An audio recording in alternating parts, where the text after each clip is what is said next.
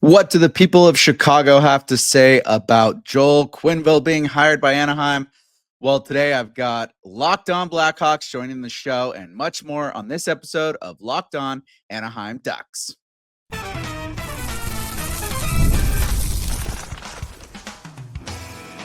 You're Locked On Ducks, your daily podcast on the Anaheim Ducks, part of the Locked On Podcast Network, your team every day.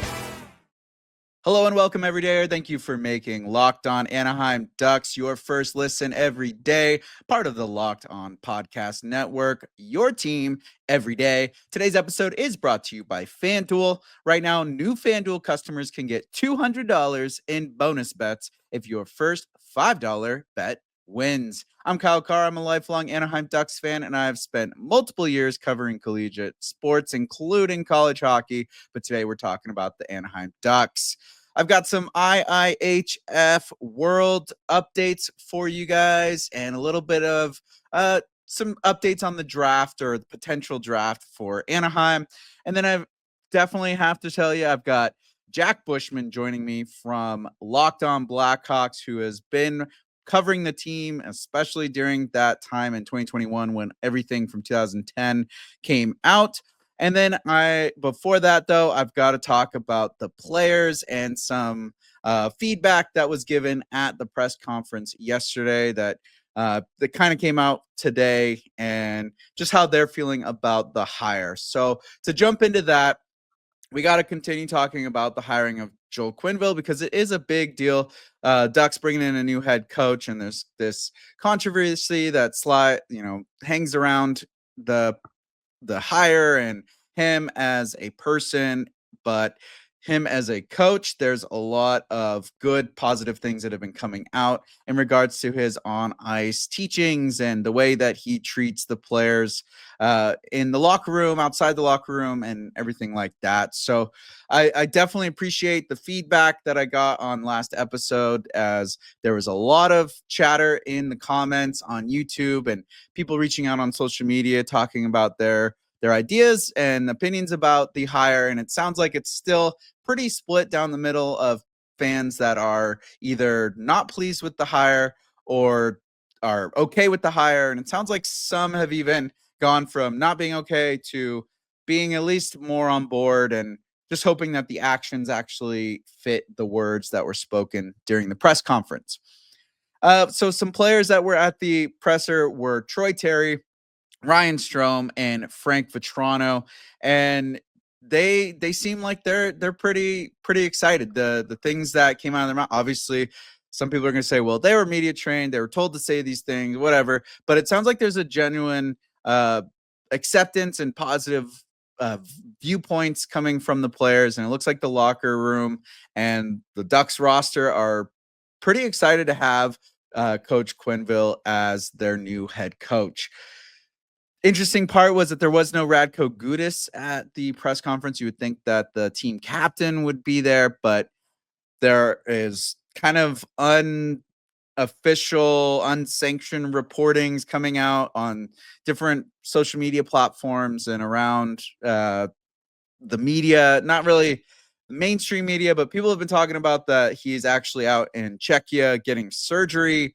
And it's an interesting kind of development with that because Anaheim claimed at the end of the season that he was fine. There was going to be no surgery, that he's all good. So it's interesting because that's why people were thinking maybe he wasn't playing as well towards the end of the season. But then the Ducks refute it.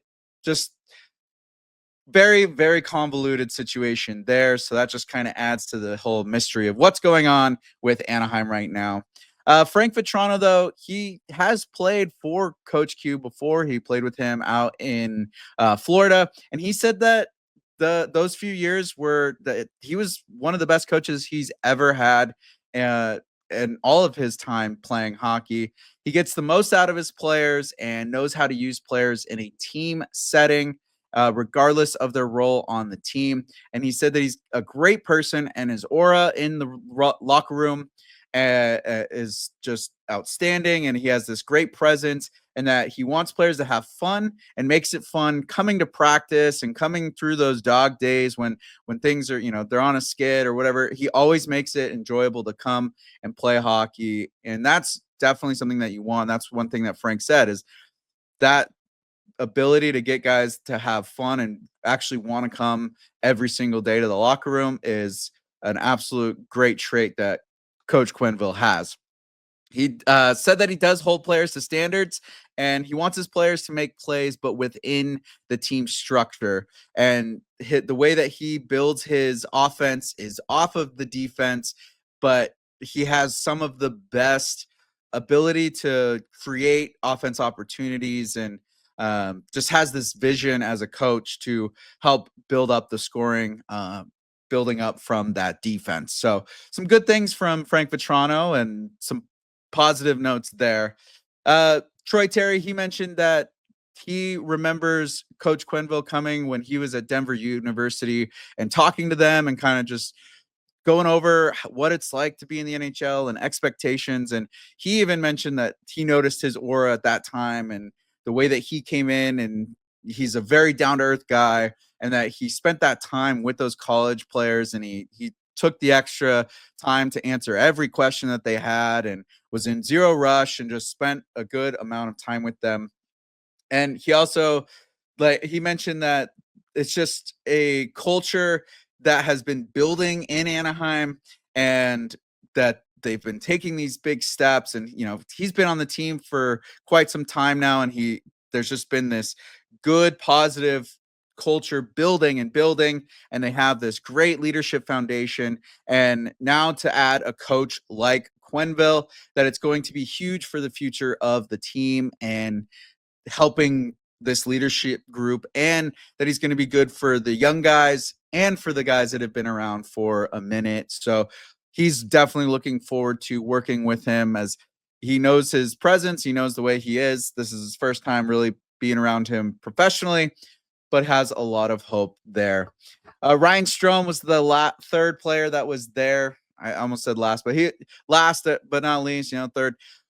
He was at that conference as well, and he mentioned that his phone was blowing up all morning after the announcement came out of former players, current players, staff, guys that have worked with Coach Quenneville in the past, and basically just telling him great positive things and just how good of a coach he is and how good of a person he is. So really just sounds like, coming from the players and people that have worked with Joel Quenneville before, that the Kyle Beach incident was a major black eye, but that's not his character, that he is overall a great person and really cares for his players and is just an outstanding citizen and will bring a lot to Orange County. So with what he said about what he's going to do for this team and the things he's going to do to help with sexual assault advocates programs and all of these things that they said they're going to do, it sounds like he's that type of person that will follow through and will come through with his word, especially after all the training that he went through in the last few years. So that, to be able to have the person from before and the style of coach that he was, and now to have a more well-developed personal side of things and being a better human in general, and just knowing this new knowledge about what it's like for victims and what they go through and how to help people. And I think that there is a really good version of Joel Quenneville that's stepping into the Anaheim bench. So good things there. Some more things that Ryan said, that he literally never gets phone calls. He's like, I like, no one ever really calls me, but his phone was blowing up all day, that it was almost overwhelming. And some of the things that he said he heard was, best coach I've ever had, old school but demanding, players coach, and that you're gonna love it. So those are a lot of big things to be said, and that all these former players that Ryan Strom has played with, or active players that Ryan Strom's played with, and that Joel Quenneville's played with, all these connections are reaching out to say, hey, like, congrats, man. Like, this is going to be awesome. That is huge. It's pretty pretty positive for me. I'm definitely looking forward to obviously I want to make sure that the actions fit the words, and it's, put your money where your mouth is type of situation. But to hear the players have positive things like that to say, and to hear from other media members and people that are coming out saying that he is a good coach and he is a good person. And honestly, something that someone mentioned in the comments is that they're a Blackhawks fan and that they're jealous and they're actually going to be watching Anaheim Ducks games now. Whether you're on the good side, bad side, or otherwise with this hiring, the amount of attention that has been brought to Anaheim now, the amount of eyes that are going to be on this team has definitely gone up, and there's going to be a lot more people paying attention to Anaheim Ducks. So that is a positive in regards to bringing viewership to the team and really getting people attention and aware of this young and prospering team. And that's just going to help the guys with confidence and building up. And it's going to be a scary place to come to Anaheim again. Now, I do have the host of Locked On Blackhawks, Jack Bushman, joining me next. So it's going to be a really good talk to have with him and just kind of how the things went with Chicago and how they could affect Anaheim.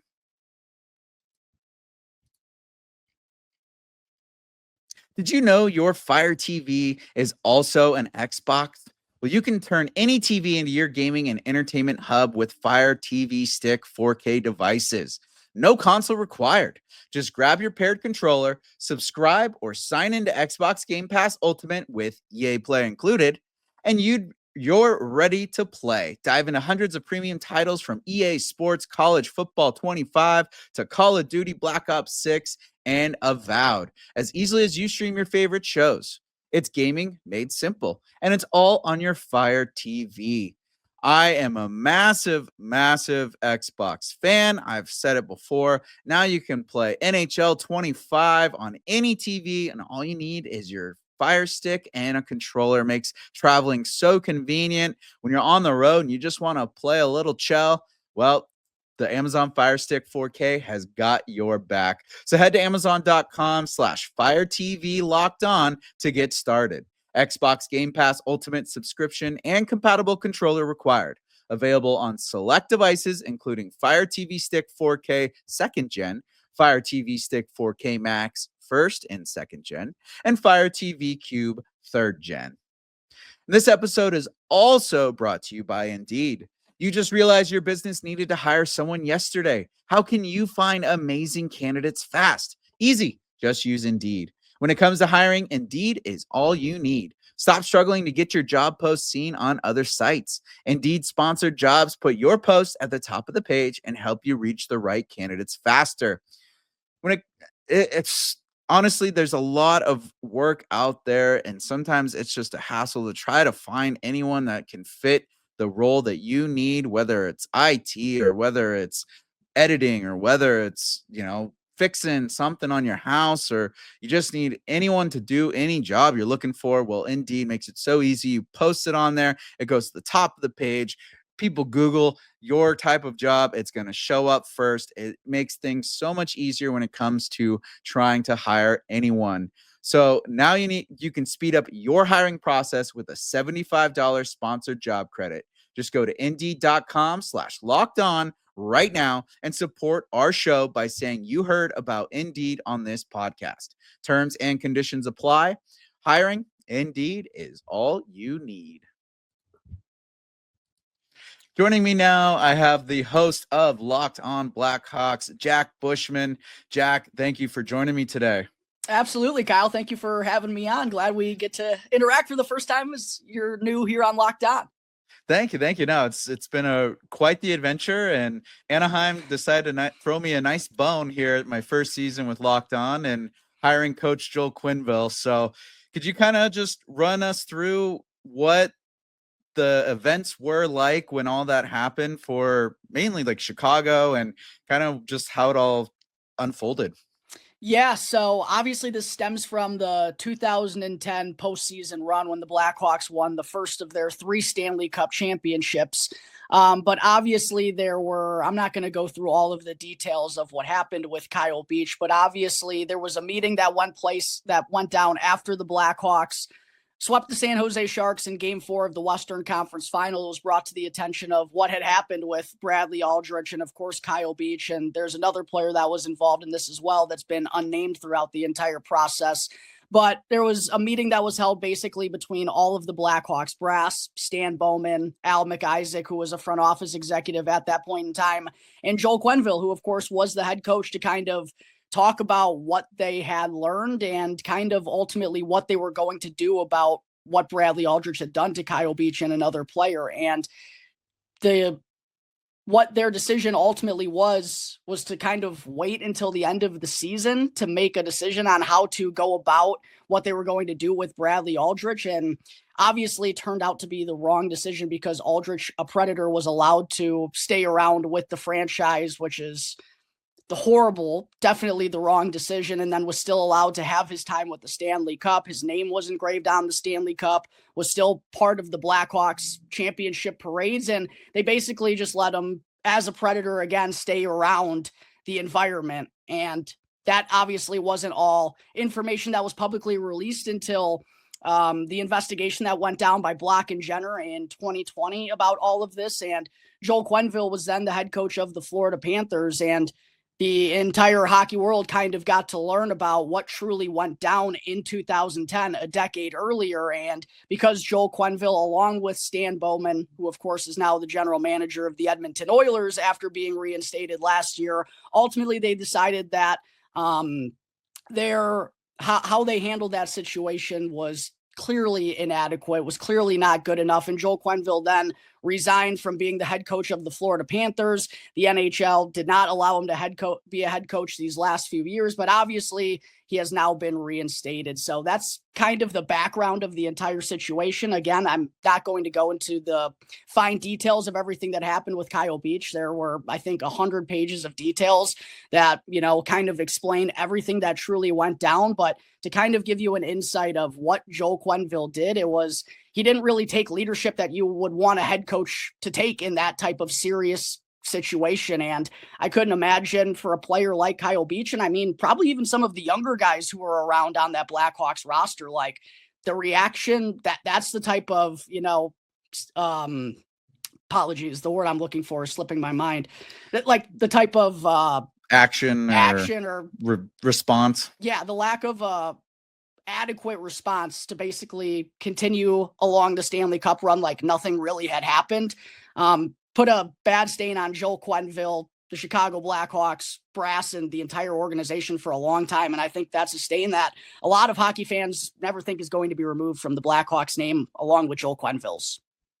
Yeah. And in the press conference that the Ducks had on Thursday, Joel Quenneville, he said he takes full accountability of his inaction and that he didn't ask more questions, but it seems like they're still sticking to the narrative that he wasn't aware of the severity of the incident. What are your thoughts on that?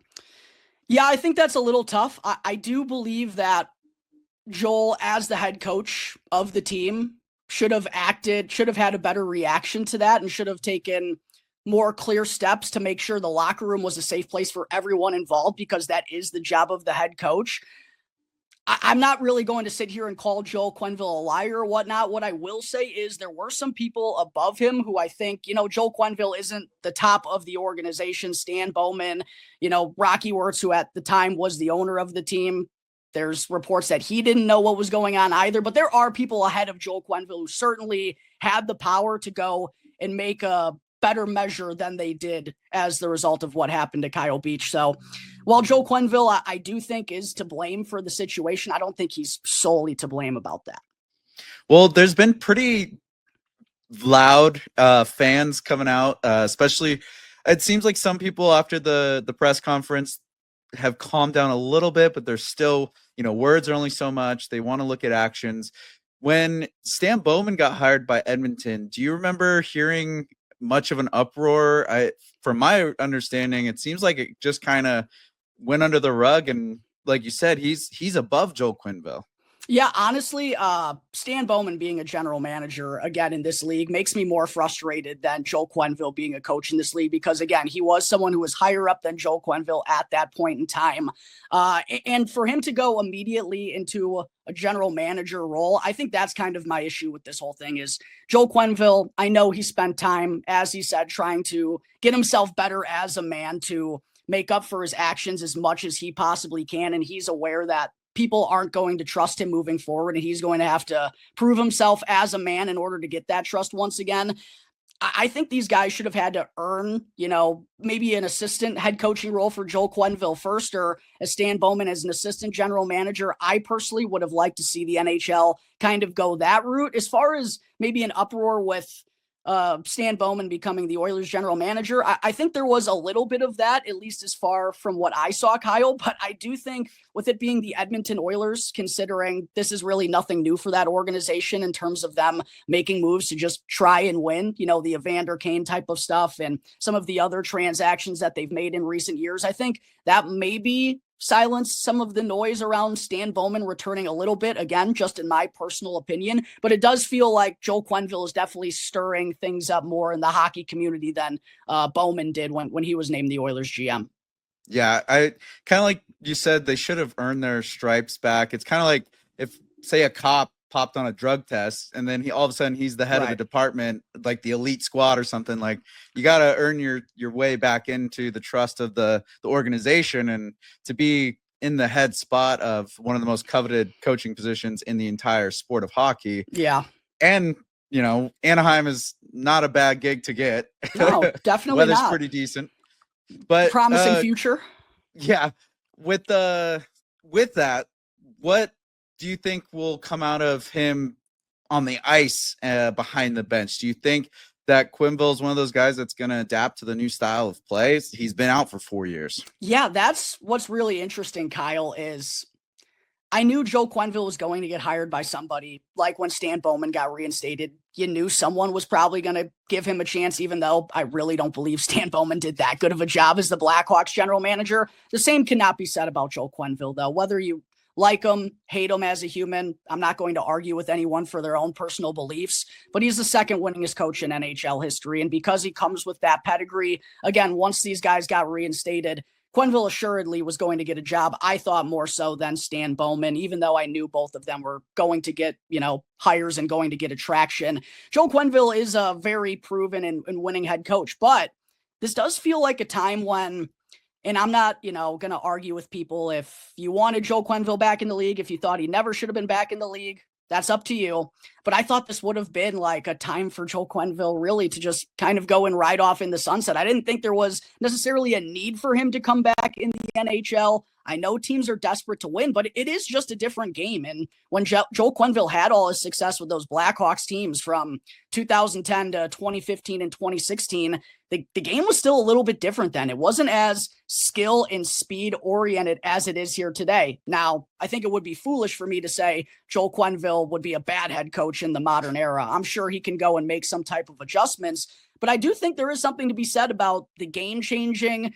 Maybe that doesn't fit the old school model of coaching. And we've seen kind of some of the same names recycled over and over again. And I don't think it's necessarily that surprising that some of those old time coaches aren't having success in the modern era, Kyle, just because the game is so different. Again, I'm not going to say that's what's going to happen to Joel Quenneville because he's obviously got such a proven pedigree. And I do think this is a good fit for the Anaheim Ducks and the direction they want to go in. Quenneville really took over with the Blackhawks when their young players were still very young, but ready to pop and take that next step. Kind of feels like the Ducks are in the same situation. So in terms of on the ice, I do think Joel Quenneville was worth the chance here with the Anaheim Ducks. But as someone who I kind of thought it would have been a good time to just let him go. I know the NHL doesn't work that way. They just recycle coaches over and over again, but this really felt like it would have been the time to do that.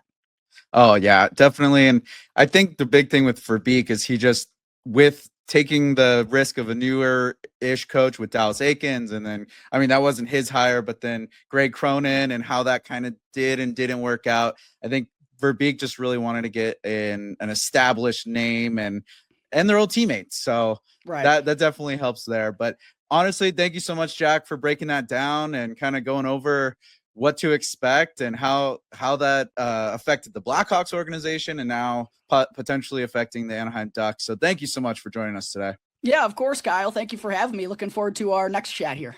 Definitely. Good luck with the off season and next year. You as well, my friend. Looking forward to our next talk.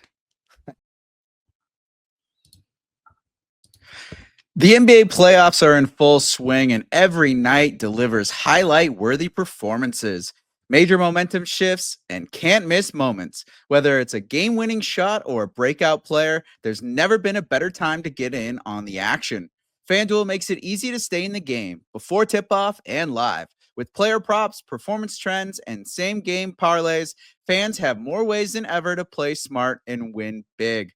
You know, sometimes there's a little break in the NHL playoffs and there's not a lot to watch, or I just need to watch something.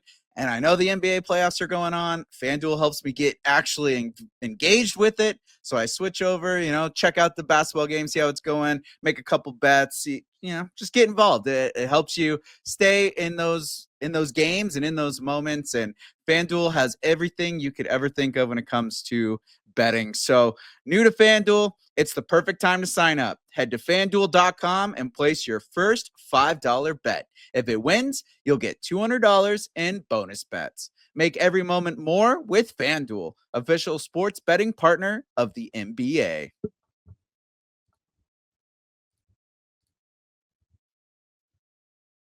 And a big thank you to Jack for joining me and discussing everything that he did with Coach Quenneville and Chicago and how things could be for the future. And there's some other news that came out of the press conference, and this involves the Samuelis. Henry Samueli mentioned that he told Pat Verbeek that the pocketbook is now open. Now that they've paid Coach Quenneville, he doesn't want Verbeek to hold back in regards to spending on bringing players in and signing current players. So this is huge for the future of the team. Now they've got the coach. Now the floodgates are open to them, and Pat Verbeek can go shopping. It's like when you get the black card from your parents or something. I don't know what that's like, but I'm sure some of you do. And now it's just like, here we go. Like, let's go get some guys and let's get the team that we want to have to take us into the playoffs. It sounds like, not only were free agents not really wanting to come to the team because of Coach Cronin, it sounded like there might have been some money restraints on Verbeek. So that could have affected how things went in regards to the trade deadline and free agency last year's. But now it's wide open. He's got full reign to just spend. The Ducks have a lot of cap space, so that is huge news coming from Henry Samueli. So very much looking forward to what's going on there.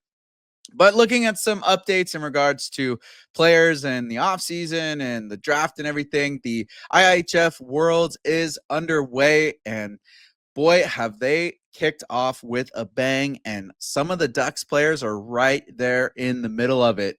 Q Freebird, because Cutter Gauthier gets the first goal in the tournament for Team USA. It was on a nice beauty of a snipe on the rush after a takeaway at the USA blue line.